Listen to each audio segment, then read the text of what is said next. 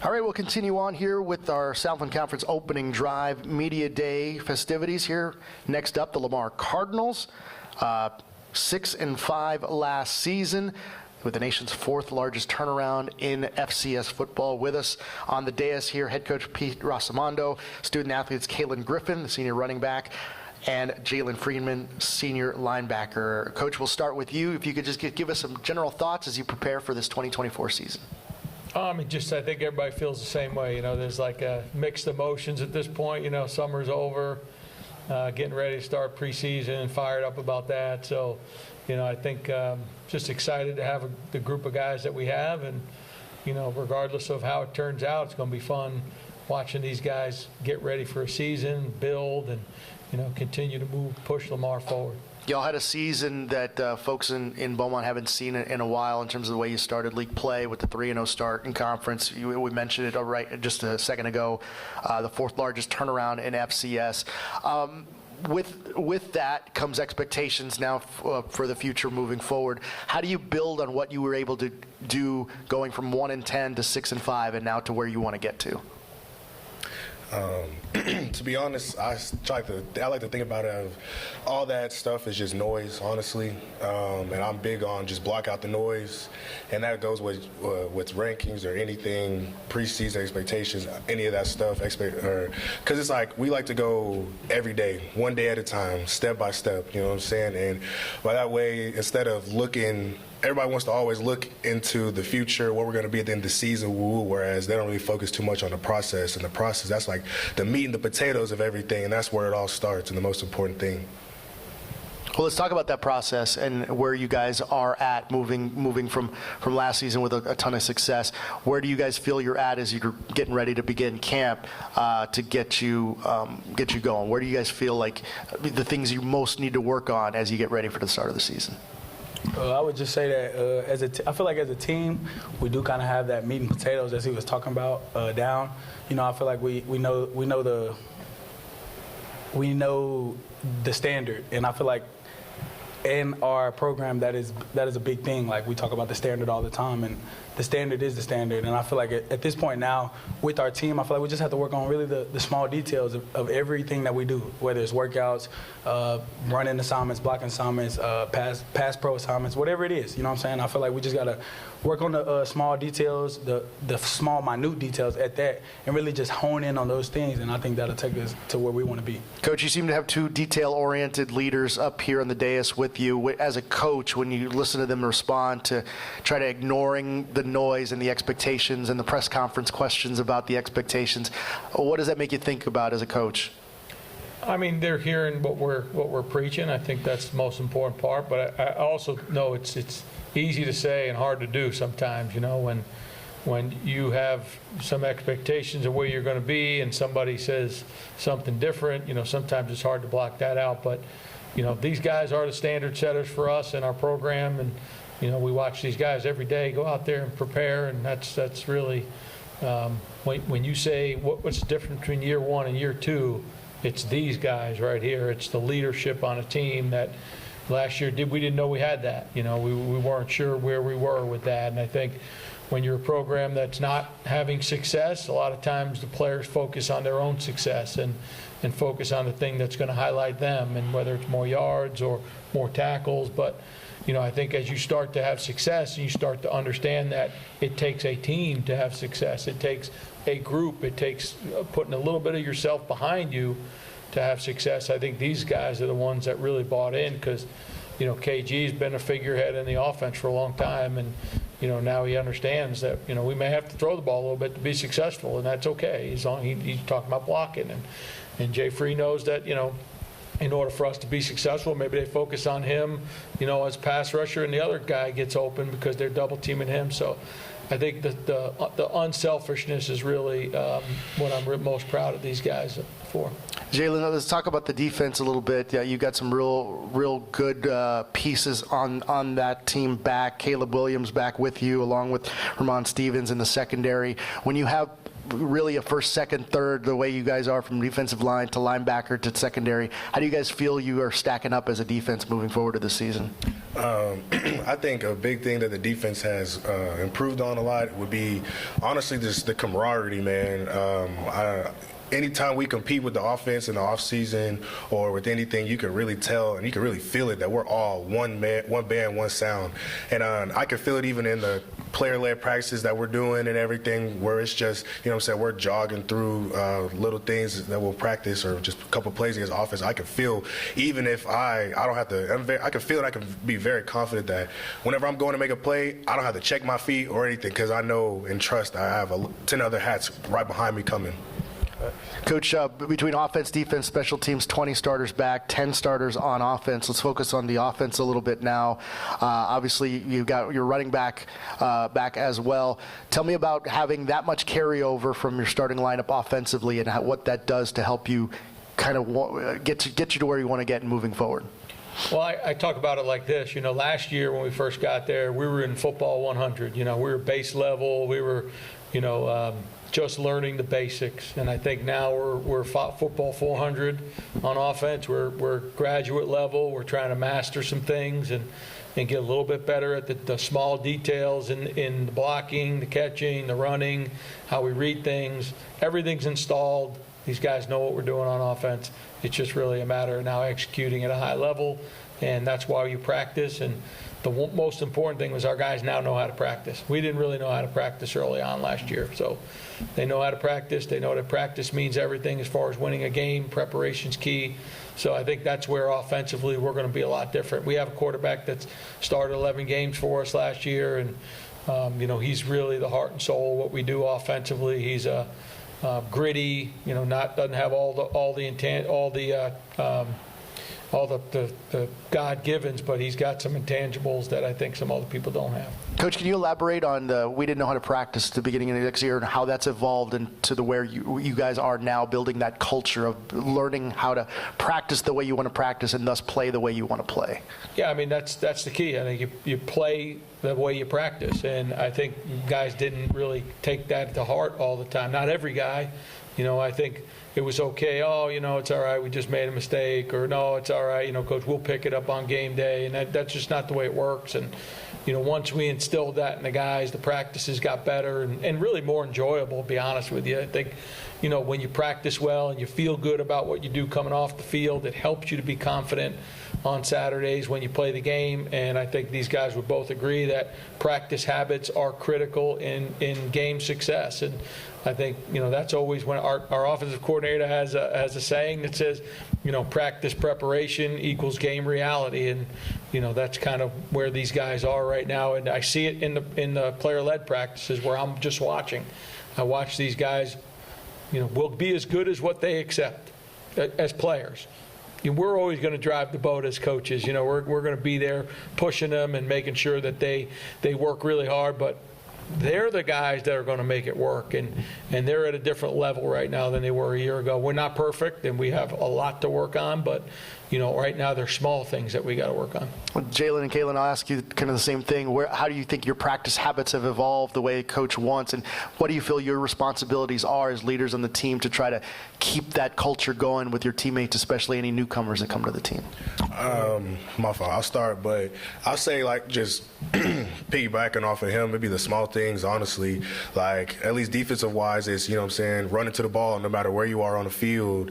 A big thing that we harp on is whether the ball's in the air or it touches the ground, scoop the ball up and run it back. That way, whenever game things happen, I believe there was a game this year where I hit the running back and he fumbled the ball without even a second thought. You had 5 guys going trying to scoop the ball, and we took that to the crib, And another big thing that I'm also huge on, and me and Khalan were actually talking about this last night in our hotel room. He was asking me my practice habits, and I told him, you got to treat that like it's a game, A big thing that I noticed with the team a couple years ago, not everybody would practice like how they play. They thought, oh, man, it's practice. I'll turn it on when it's the game. And it's everybody going to turn it on when it's the game time. And it's if you think you can just lollygag all week and then game time you can just flip a switch and you'll be good and you'll be better than everybody else. It's like, no, you're not. If you're not getting better every day, trying to push yourself, then how do you expect yourself to play how you want to play on game day?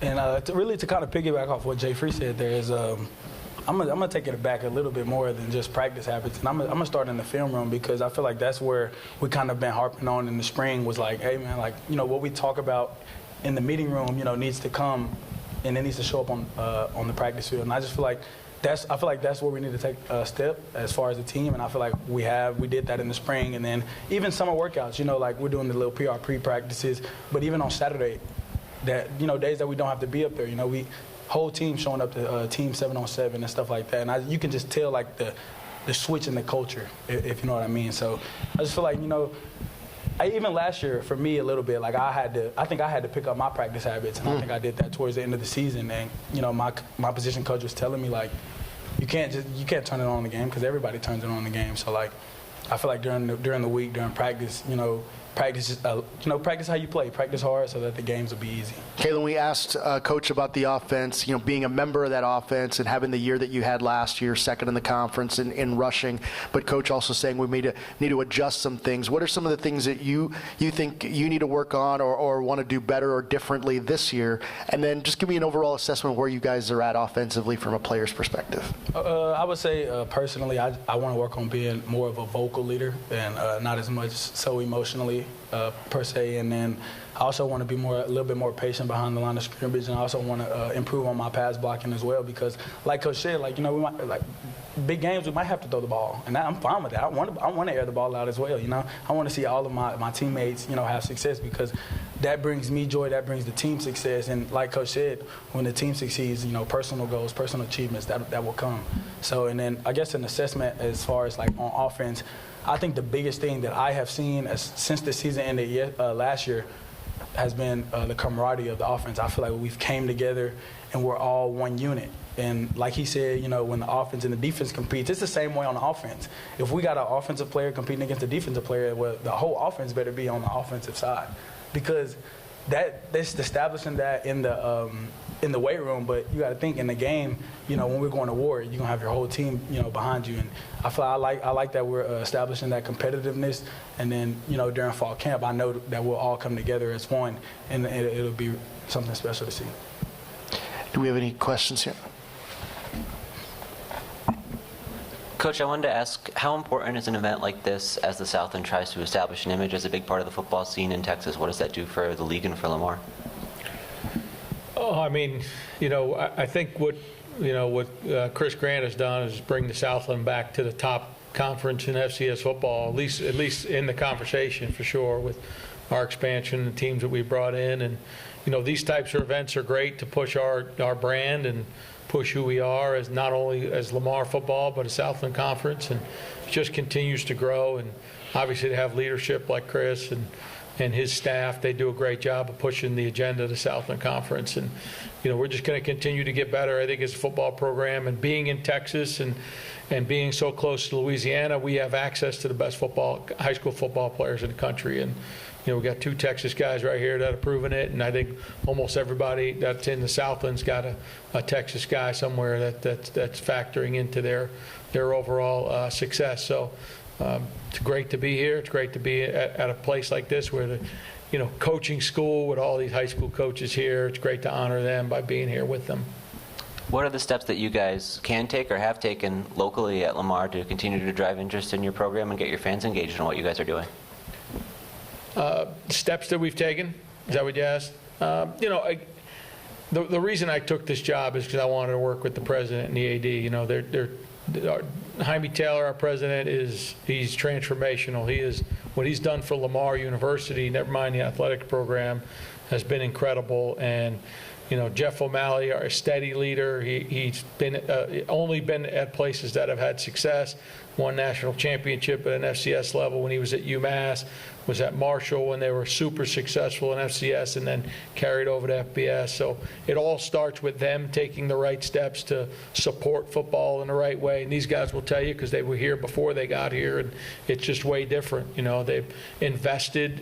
You got to invest in football. If you want to be successful, you have to invest. There's not a shortcut to getting to where you may have some success, light success, a year here or there. But if you want to sustain success, you have to invest. You got to create a culture, and they've done that. And obviously, hiring an unbelievable coaching staff that cares about kids and wants to make them better. And I think that those are all the reasons why we've continued to take steps forward. And we will continue to do so. And I don't know if the wins and losses will show that, but I know that in our locker room and the products that we're putting out there, whether they go to the NFL or they go into the job market, these guys are both going to be super successful because of what they've learned over the last 2 years.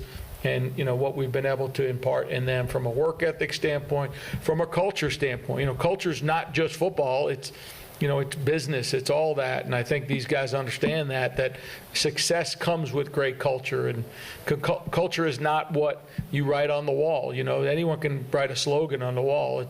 It's what these guys will accept in the locker room every day. And it's if you're in business, it's what you'll accept in the boardroom every day. And I think those are critical things to learn. And I think that's where Lamar is going to be successful.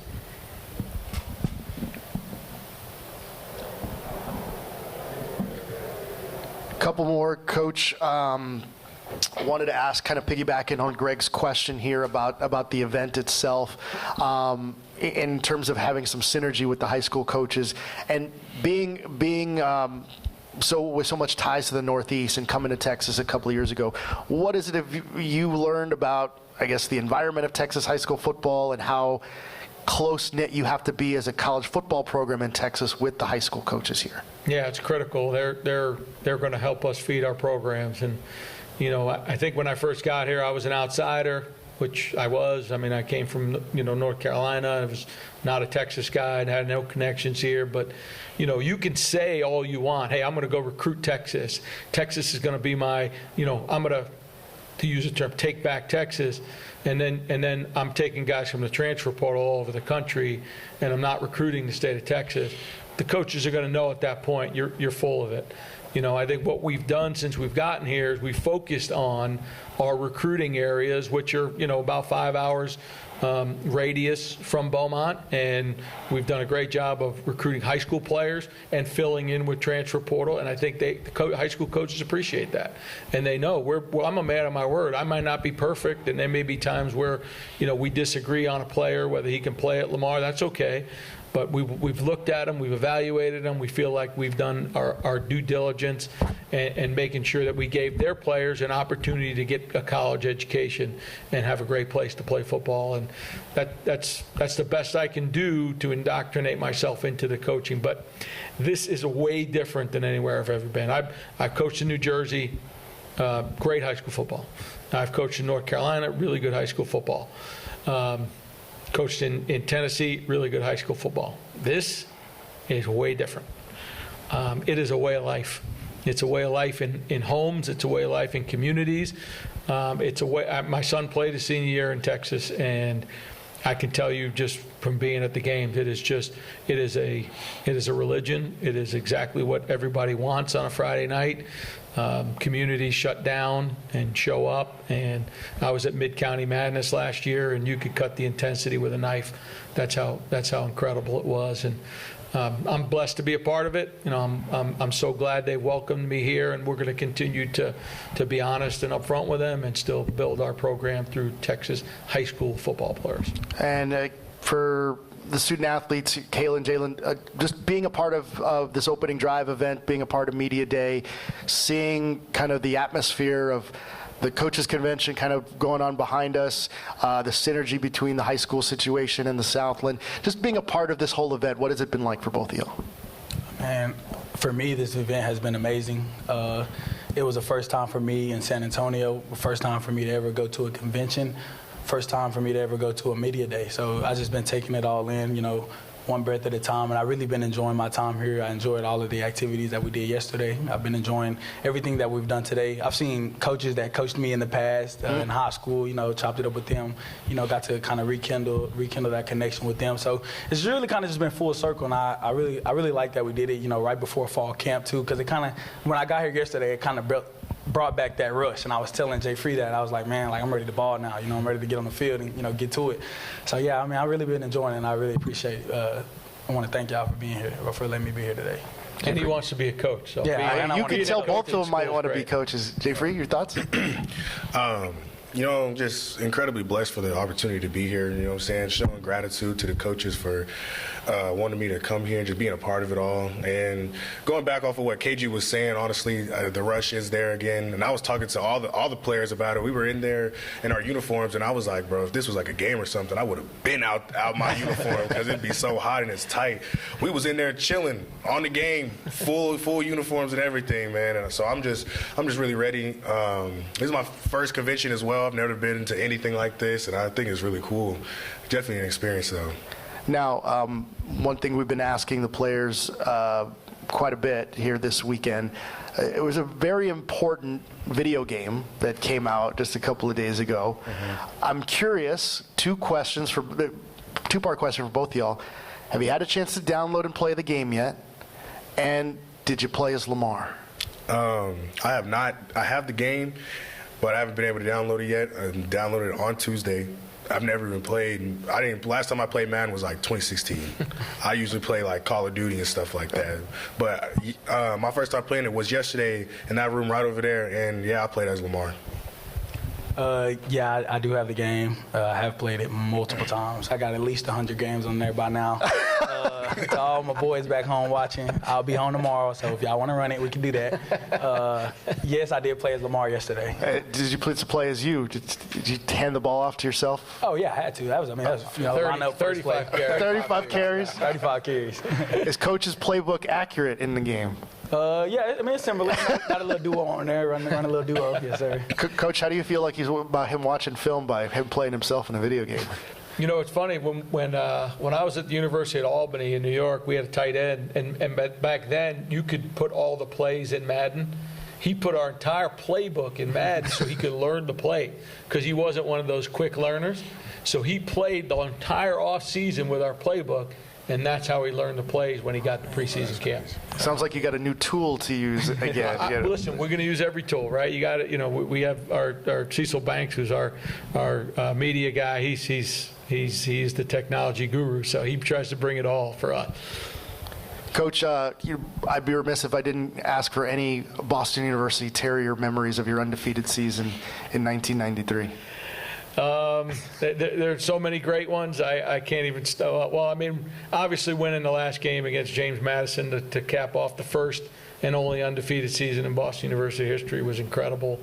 We did it with a backup quarterback. We needed to win the game to win the league. That's never been the case in the CAA. It was the Yankee then, but CAA now. The last 10 years, the league champ had one loss. We had to win the league. We had to win the game to go undefeated to win the league, and we did. And then we played Kurt Warner in the first round of the playoffs. He was a quarterback at Northern Iowa, and we beat him in overtime. So, but those are some incredible memories. And like I tell these guys all the time, look for transformational, not transactional relationships with your teammates and your coaches, because the transformational relationships I had with my guys on my team, I still talk to those guys, text with them all the time. I mean, we're constantly in communication, and they're all super successful, because of what the game of football gave to them. So BU was a great opportunity for me. I played for Tony Sperano, was our offensive coordinator, Dallas Cowboy guy. I was here 5 years with the Cowboys, was head coach of the Dolphins, and his son's on our staff now. So just unbelievable types of people that we meet. And these guys are going to feel the same way about the guys that they played with and turned around the program with at Lamar. Because the year before we won 11 games, we were 2-9. So we made that turnaround the next year, and these guys did the same thing. And they'll always remember that. They'll remember being picked last in the conference last year and being third when the season ended. And I tell these guys all the time, that's what matters. When the season ends and you look back at what you did, it's not always about the wins and losses. It's about what you did to improve the program, improve yourself, give yourselves a better opportunity to be successful down the line. And the reason these guys are here is because, and they're not the only ones. We have, we have Caleb Williams and guys like that are, to me, they're transformational guys. But these guys are main cogs in what we're doing as a program. To that end, last question for both you guys. Do you feel a sense of pride and a sense of responsibility of getting the program back to where the Lamar community, the Beaumont community feels it should be? With this being my last year, I feel like I do kind of take a little bit of responsibility, for that, because I do want Lamar football to be back to what it used to be, because we have a big picture in our locker room of, how the first game when they brought it back, and it was packed out both sides, like people standing on the hill and stuff like that. And I want to get it back to that. So after I, graduate and hopefully go to the league and do whatever that I'm doing, I hope I can come back and see the roots that we laid. I definitely feel the responsibility. Man, it was hard going. I remember last year we went and advertised game one at the set on campus, and we're invite people out to the game. Oh, white out, white out, white out. Everybody looking at me like, are y'all gonna win? Is you gonna do this? Like, should we even come? I'm gonna waste my time. And I'm like, dang, that's the first thing that comes to your mind when I tell you to come to your own school's football game. Like, that's terrible. So that really stuck with me all the way. And then it's like now everybody coming out to the home game saying, "Oh, this is my team, and I was like, y'all wasn't even with us in the beginning, man. And then just with stuff like that, man, it really pushed me to like, dang, I really want to change like the narrative of this. And now it's like, now we walk around campus and now there's the faculty, everybody stopping. It's like, oh, the change y'all are doing, it's amazing. And the games are so much fun now, and this, that, and the third. So definitely seeing like people's outlook and point of view on us then versus now, that's crazy to me. And I think that's a big thing that I take responsibility for, just as the whole team, not just me, but the whole team should. Talking about transformational and not transactional. Open the season at Texas State, the Lamar Cardinals won first place vote, picked to finish fourth, going the fourth largest turnaround in FCS football last year. Once again, head coach Pete Rossomando, Khalan Griffin, and Jalen Freeman. Gentlemen, thank you so much for your time. Thank you. Thank you. Appreciate it.